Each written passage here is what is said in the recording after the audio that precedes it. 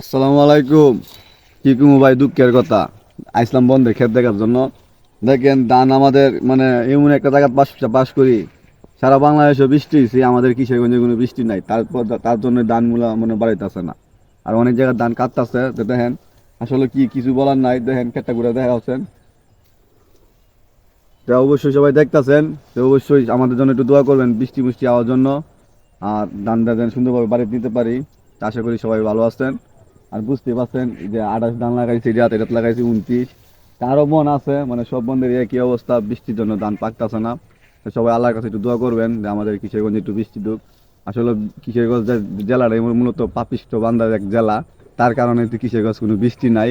তো বুঝতেই পারছেন যে চলো আমাদের একটু ঘুরে দেখি যে অবস্থা। তো অনেকদিন পরে বন্ধু তো আইলাম, ঠিক আছে, মানে অনেক ভালোই লাগতেছে।